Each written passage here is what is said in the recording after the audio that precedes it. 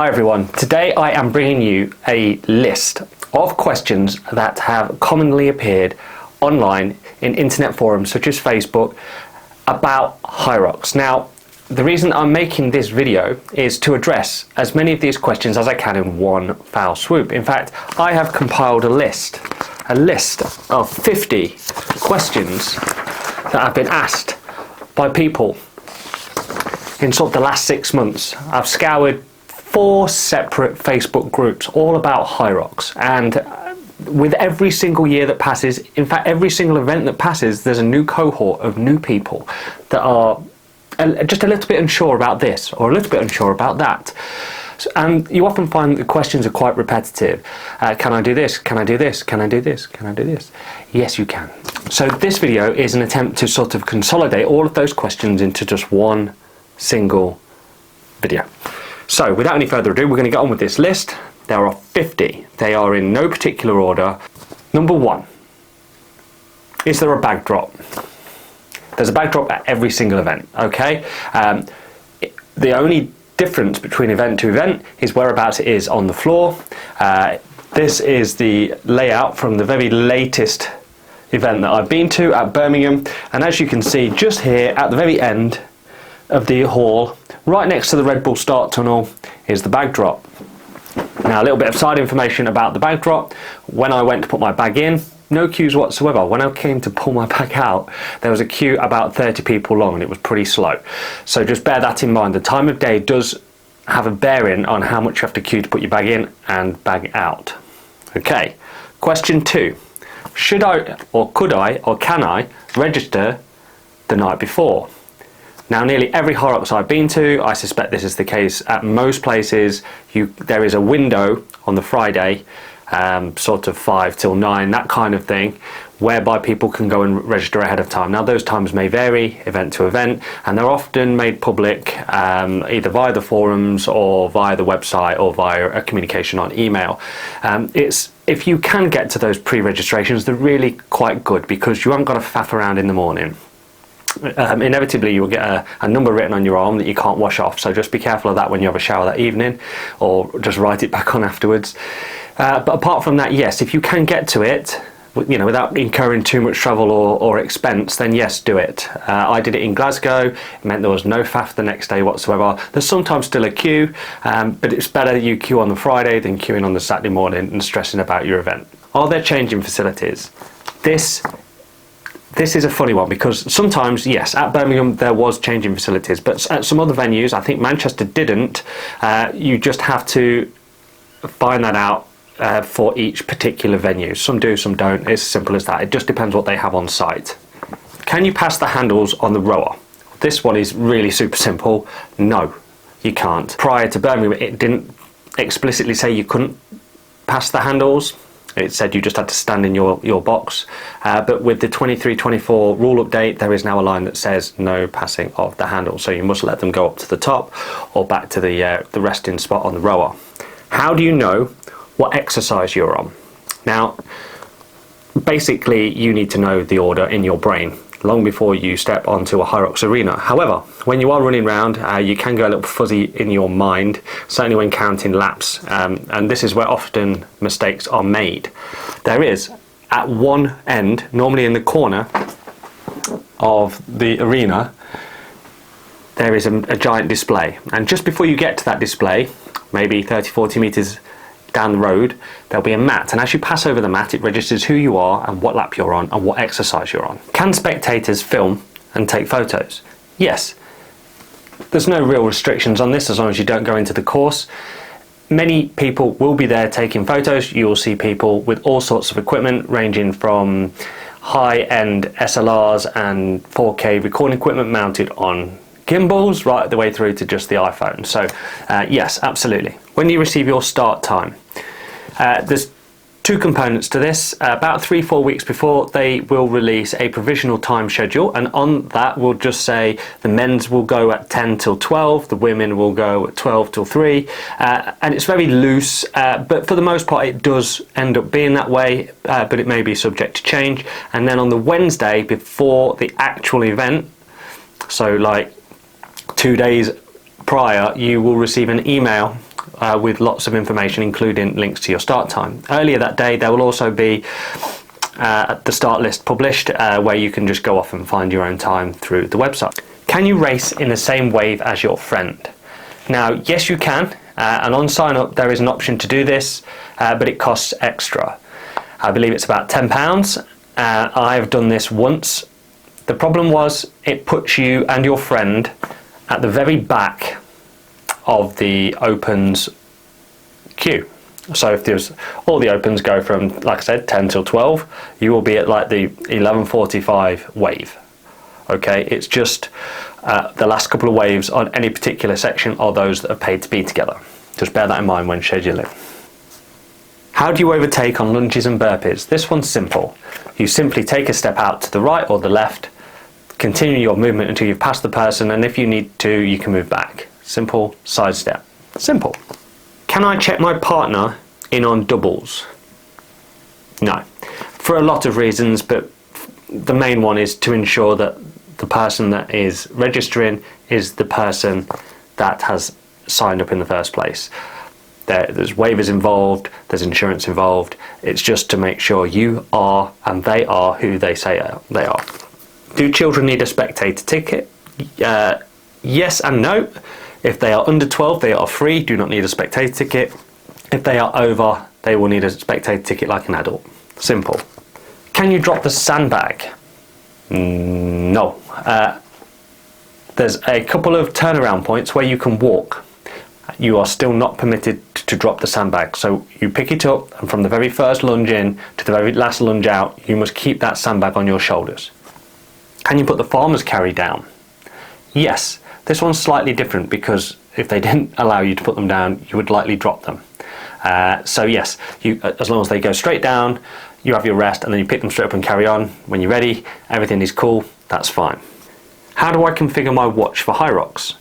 We're going to use Garmin as an example. It's super simple. Go into your watch's settings, find the general cardio mode, make a copy of that, rename it to Hyrox, and then when choosing what to display on screen, total time, heart rate, lap time. Then it'll be on you just to press the lap button as you go in and out of the various exercises. Are the events the same each year? Now, when a Hyrox is brand new, it generally then becomes a yearly thing, therefore after. For example, Glasgow was brand new last year and it's just been announced for this year. So yes, they will likely be every year, therefore after. The only caveat to that is that while the events are in the same place, they might not necessarily be the same layout once you get there. So this was Birmingham this year. Last year it had a completely different layout and a different feel to the event completely. So yes and no. How do you find out your finishing time? This one's quite simple. You simply go to hyrox.com. There's a yellow button at the top that says rankings. Go inside there, choose your event, do a little search for your name, maybe your age group, and it will just come up with your entry. In there will be your splits and a very detailed breakdown of everything you did. Can you use a box on wall balls? Yes. This might happen for a couple of reasons. One, you may be told to by a judge because you're not managing depth, but also you can opt for one. For whatever reason, you generally find a lot of people with impairments in their knees or hips may have sort of limited movement, and a box just helps them deal with that. What happens if I miss an obstacle? There's no easy way of saying this, guys, but if you miss an obstacle, it's a DQ, you're disqualified. Now, if you do them in the wrong order, so say if you've missed one, don't give up, come back to it, all right? You will lose a bit of time in a penalty, but it's better than getting a DQ. So if you do miss one, don't panic, finish whatever you're doing and then go back to the one you were doing prior. If you miss any obstacle or any 1K run though, completely miss it, it's a DQ. What is the penalty for dropping a sandbag? 5 meters, I'm afraid, straight back. And then you just have to carry on. How do I know what lap I'm on?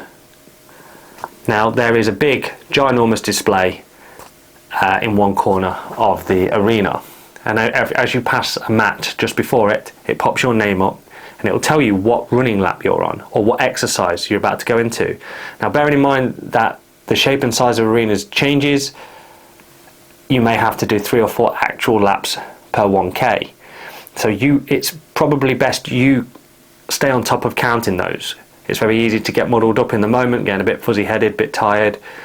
At the very last resort, the screen will tell you when to come off. It will say exercise 8, and you just go in and get on your wall balls. How do spectators get inside and out of the arena? Now, bearing in mind that there is a running track all the way around, the rock zone and all the event exercises are inside of the running track. So how do you get past the runners? This is generally done in a sort of Frogger kind of way, where it's a stop-start. So you'll have a bit like a pedestrian crossing. You'll all be shepherded over to the middle of in the little island in the middle, and then the runners will then shift lanes to sort of get round you, and then you can move on to the next. And it works both in and out. Are there drinks on the course? Yes. There is a water and Red Bull station. It's often located right near the exit arch. Just be very mindful that there is a lot of mess around the water stations and people are slipping over as they run in and run out. You normally have to change direction at the exit arch to regain the running flow, so just bear in mind there's often wetness and slippiness around there. Just be mindful as well that there is Red Bull and it's, bubbly, gassy pop right before running. You just might want to steer away from that a little bit. Can I carry water? Yes. Most people will do this in the form of a platypus or a bladder, a sort of a backpack type thing. Just bear in mind that not to take too much. You only need a little bit. It's only an hour to 2 hours generally that most people are out. So just take the appropriate amount. Can spectators hand athletes fuel and water from the side? No, absolutely not. Nothing must be passed in. You can discard out, but you cannot be passed in, if that makes sense. How do I qualify for the World Champs? Now, there will be a matrix that is released with each event, and in that matrix it will say the divisions and the age groups, and it will tell you how many people will qualify from each of these. So the top 5 of, say, the men's opens in the 44s to 49s, for example. So yeah, if you're looking to get one of these places, you'll receive an email, and you click the email, get signed up, etc. What shoes are best? Now, this one is a loaded question that comes up all the time. Ultimately, the bottom line is an efficient pair of running shoes with moderate grip that are comfortable and have worked for you in tests and training. So don't overthink it. You don't need ginormous lugs. You don't need Nike Alpha Flies. You just need a shoe that works for you. Don't overthink it. Will Hyrox ever change their exercises or the format of the event? I read an article a little while back that said no. There is absolutely no plans to ever change the format. While the only real variable is the location. Obviously that comes with potentially being hotter in some countries, colder in others, but ultimately the venue is the only real thing that will change. Can you adjust the damper settings on the ski and the row after you've begun? No. You can change it once when you get on, leave it at whatever it is, and just do your 1,000 meters. Don't start meddling with it, else you might incur a penalty from the judges. Is there music at the event? Yes, an enormous amount of music. It is so loud. They say when you think things are too loud, you're getting old. There is a bit new at the front. It's so loud. That'd be true, but a lot of people then go deaf. So I don't really understand. Maybe it's our defence mechanism against loud music. But yeah, really loud in the event. What is the weight of the sled push total? Quite simply, for the women it is 102 kilograms, and for the men it's 152 kilograms. Now, although they're the published weights, take it with a pinch of salt. If you train these weights at your gym, you're going to be in for a massive shock when you then go to the event and it feels tremendously heavier. And that's through a lot of reasons: the carpet, the age of the sleds, how the moon is aligned with the sun, I don't know, but it's generally a lot heavier on the day, so train heavier. Are kids allowed to watch?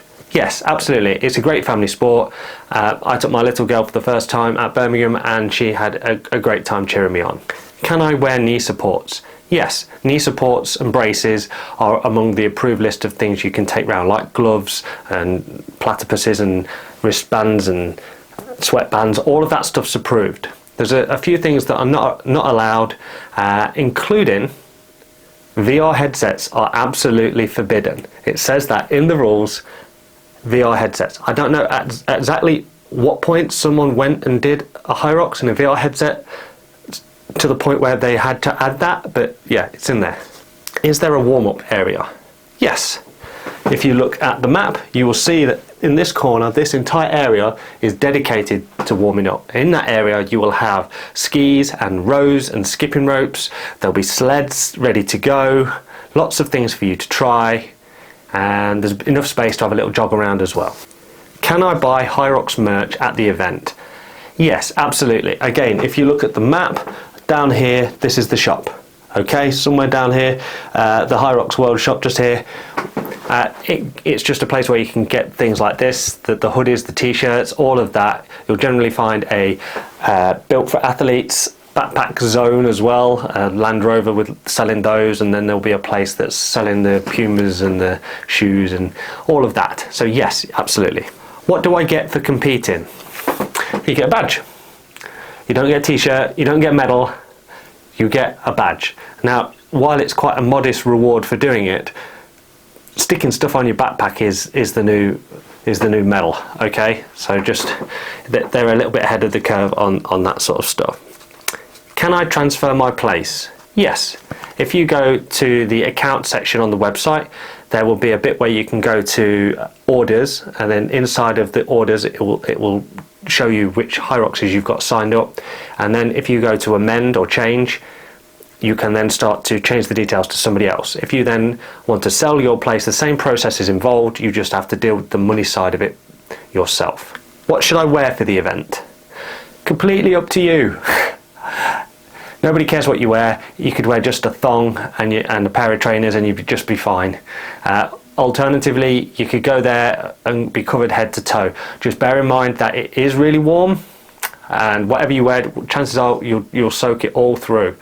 I generally opt for less is more mentality, so I go shorts, headband, sweatband, trainers, and that's it. Where do double partners stand while the other works? In the instances where it's an actual station, like a row or a ski, there's a little like doormat with doubles written on it. It's often yellow, and they're not allowed to get off that. In instances where it's a moving dynamic exercise like burpees or lunges, you just have to sort of stay right behind them and then swap when appropriate. What is the height of the wall balls? Now there's two heights, as you often see in gyms. One is the 9 foot and one is the 10 foot. Generally the men do the higher one and the women do the lower one. What is the rock zone? The rock zone is the entire area within the running track arena. Now generally it's more refined to the area that is between the obstacle and the running track. So if you look at this, all of this area here, so these are the exercises.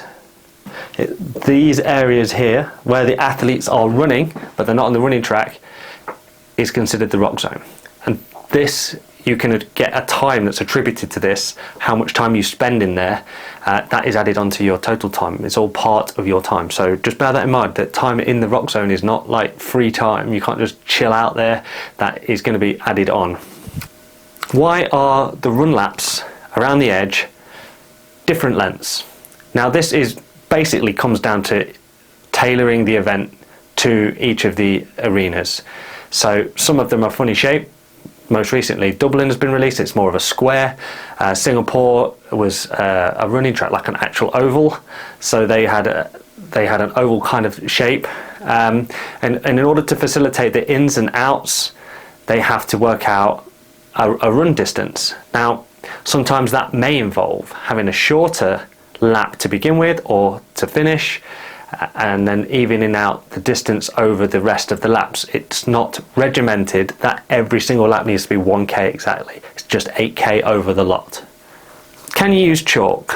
Yes. If you choose to take your own chalk, you have to carry it all the way around with you, but there should be chalk at the farmer's carry and the rope pull and the wall balls. How long after the event do the photos take to come out?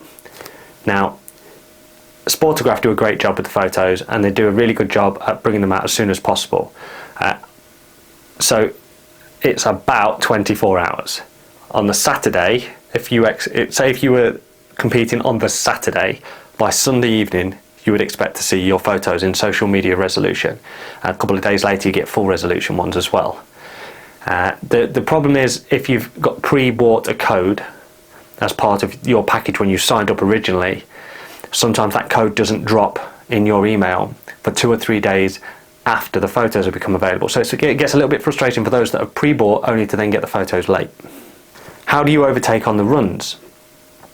This has changed just recently to a outside ruling. In the early days it used to be the overtakes could happen on the inside and the slowers on the outside, but it's flipped. So now the faster runners must overtake on the outside of so it's the right lane all the way around. When do you swap on doubles with burpees? Oh, this one's easy. You swap whenever you like. There's no set amount you have to do. You don't have to do 50%. You don't have to do anything you don't want to do. You could literally let one person do the whole thing if you wish. So yes, absolutely no restrictions on that one. Can you track the event live? Yes. If you find your entry on the results page, you will see that that's available ahead of time, and you can share that link and it will populate in real time. It's not very exciting to watch. They are just times against exercises, but it's as close to tracking someone as you'll get in this particular sport. How early should I get there?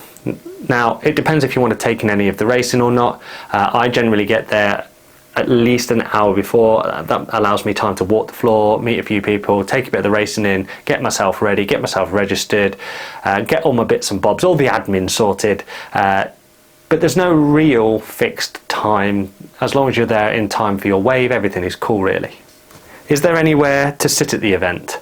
There's a few places to sit. Toward the end, here, this box, overlooking the finish and the wall balls, there is a set of sort of bleachers, a set of chairs that is for everyone to sit on. It's not a huge amount, and it can only really see one of the exercise stations, but if you do need to sit down, that's sort of where to go. What if I am impaired in some way that affects my movement standards? Now, this is a really good one, and I see lots of people with various disabilities. There's one chap that does the event with one leg and is an absolute legend. As long as you declare this at registration, you should be given a band or a marker in some way that tells the judge at that relative station what your impairment is. So say if you can only do lunges on one knee, as long as you declare it and it's considered an official impairment, you won't suffer any penalties as a result. Can you use headphones? No. For loads of reasons, mainly to be situationally aware of your surroundings, so you can hear marshals and judges telling you instructions, and for more obvious reasons like health and safety if the fire alarm goes off. So yeah, absolutely no. So that is 50 questions that have been asked in public forums. A lot of the answers come straight out of this manual. So please, if you've got a question, don't let your first instinct be jump onto an internet forum and ask the question. Get it straight from the horse's mouth. That way you can't be told it wrong. A lot of what I've said, I either know off by heart because I've read the manual many times over, or I've double checked the book to make sure it's right. Thank you for sitting through 50 questions and answers. I thought it was important just to throw this out. Maybe this could be a video that's pinned somewhere as to allow people to see these in the future. I do hope everyone has a fantastic experience at their very next competition.